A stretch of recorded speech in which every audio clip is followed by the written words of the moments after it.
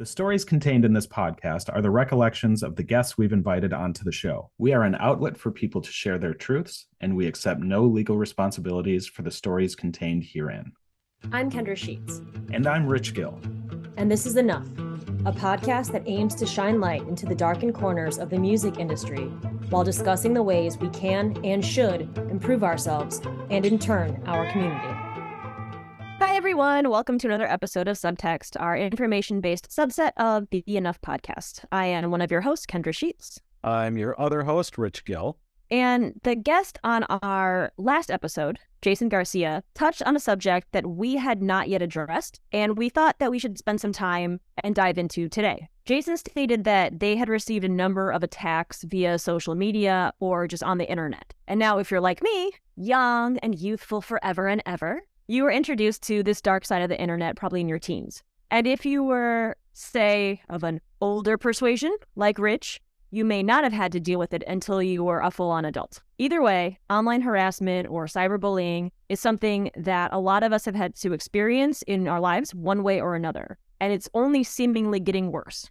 The majority of the information we're going to be talking about today is taken from two main sources, cyberbullying.org and also the National Sexual Violence Resource Center. Almost everything you're going to hear, as well as additional resources that can be helpful if you've experienced online harassment in one of its many forms, can be found on these websites, which we will share with the episode. We're going to start with defining a few of the common terms. Let's start with cyberbullying. What exactly is it? If anyone is able to define that term properly, it would be cyberbullying.org, who says it's, quote, bullying that takes place over digital devices like cell phones, computers, and tablets, end quote. So that's simple enough. It can occur through text or social media platforms, like Instagram, Facebook, Twitter, TikTok, all those. Online forums like Reddit, which is a place I refuse to go because I'm scared. And also through video games. Another place I refuse to go, video games. Video games and Reddit. Yeah, you and I both. It can include the sending, posting, or sharing of negative, harmful, or just all-around mean shit about someone. It can also include sharing personal or private information about someone else, causing them some form of humiliation or embarrassment. And it also can include the old classic, just making up stories about someone to damage their reputation, super high school shit. And I'm already having high school flashbacks. Great. Me too. Oh my God, we've only just started. High school? That was like 1971 for you. It was the 90s. Yeah. Okay. Feels like the 70s. So cyberbullying can even cross into unlawful or criminal behavior. A good example of this is doxing. This is something that's gained popularity over the last, 5 to 8 years or something with the rise of online harassment. Basically, it's used as a revenge tactic, which threatens and actually can destroy the privacy of people by making their personal information public.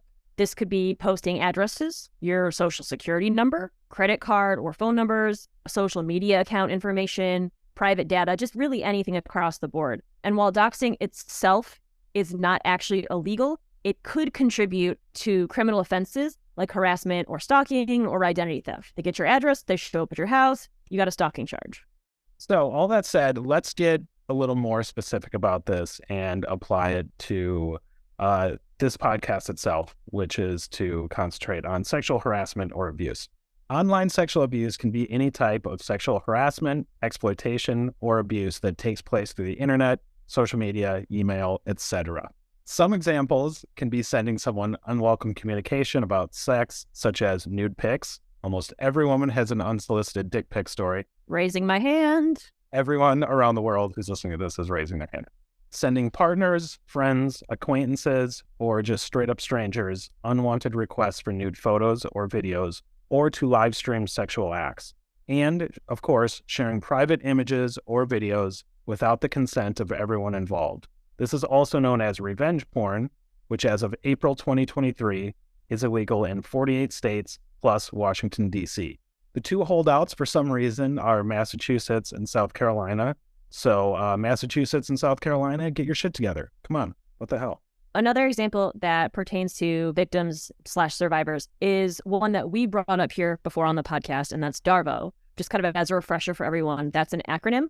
It stands for Deny, Attack, and Reverse Victim and Offender. This is a popular tactic of people who have been accused of sexual assault and of their defenders. The offenders will change it around and say that they are, in fact, the victims in the situation, or they place blame on the victim/survivor, saying that they were drunk or on drugs or are just lying for, insert a plethora of reasons here. When it comes to artists or people who have a fan base, their supporters will repeat those claims online and then harass the victims and or survivors. And you can see this in Amber Heard's situation, Evan Rachel Wood. Unfortunately, they're two really great examples of this Darvo behavior. Now, let's talk hard data, because I'm sure there are people out there who don't think this is a big deal. Bullying's been around forever. It's always going to be there. I went through it, so, who cares? It makes your kid tough. Exactly. Yeah, bullshit like that. There are two sources of federally collected data when it comes to the frequency of youth bullying. There is the 2019 School Crime Supplement to the National Crime Victimization Survey from the National Center for Education Statistics and Bureau of Justice indicates that nationwide, about 16% of students in grades 9 through 12 experience cyberbullying. The 2019 Youth Risk Behavior Surveillance System from the CDC indicates that an estimated 15.7% of high school students were electronically bullied in the 12 months prior to the survey.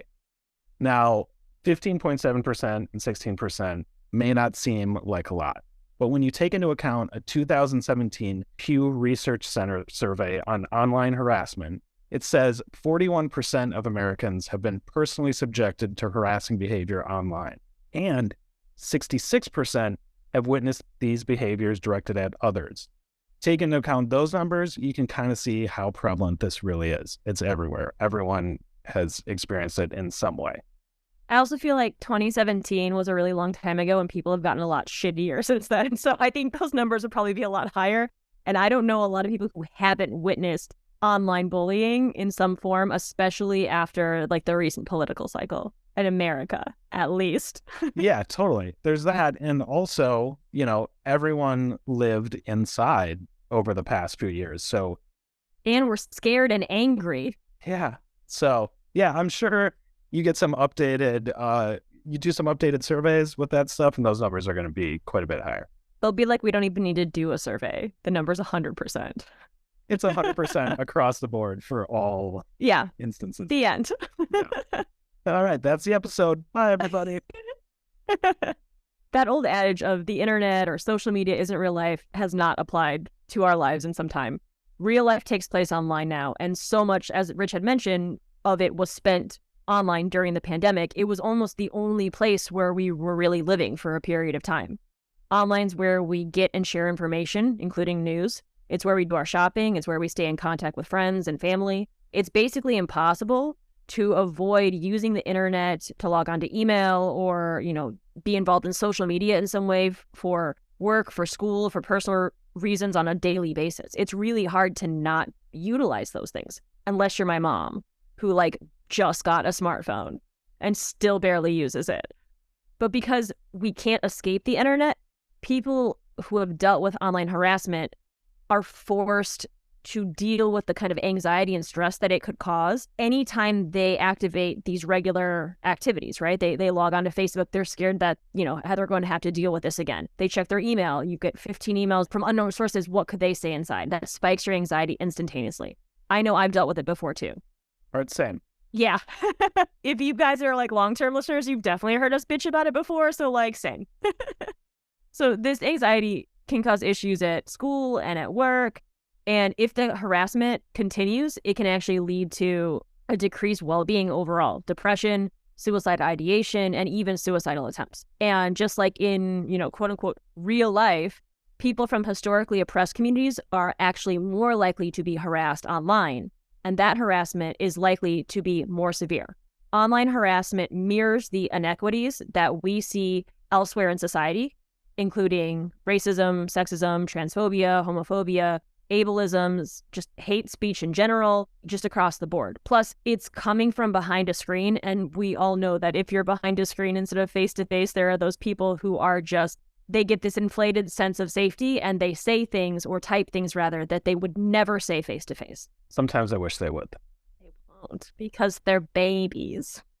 There are some major differences between online harassment and harassment people experience in the real world, the quote unquote real world. Kendra talked a little bit about that just a second ago, but to go a little more in depth into it, for one thing, it's persistent. It's always happening. Digital devices offer an ability to immediately and continuously communicate 24 hours a day. So it can be difficult for people experiencing cyberbullying to find relief. The internet never shuts off for the night. It's not like when you're in school and you got picked on. At least, you got that few hours at night, and then before school the next day where you didn't have to worry about it. That's not the case anymore. Or that sweet, sweet time where your mom actually believes you might be sick, so you might not have to go in that day to face the person who's super fucking cruel to you and made up a bunch of rumors about things that never happened. I don't know what. Nothing. Never mind. Are you talking about... Oh, wait, is that about me or you? Both of us went through that? Both? Okay, great. So wait, I mean, well, why do we... Another difference is that it's permanent. Most information communicated electronically is public, and it doesn't go away unless it's reported and removed. And as someone who can speak from personal experience trying to do that, good fucking luck. It's really hard to get stuff removed from the internet, especially Twitter, which is a fucking nightmare. We've all seen how prevalent hate and victim blaming has become on Twitter lately. It's a fucking cesspool. I hate it. And yet you're still on it.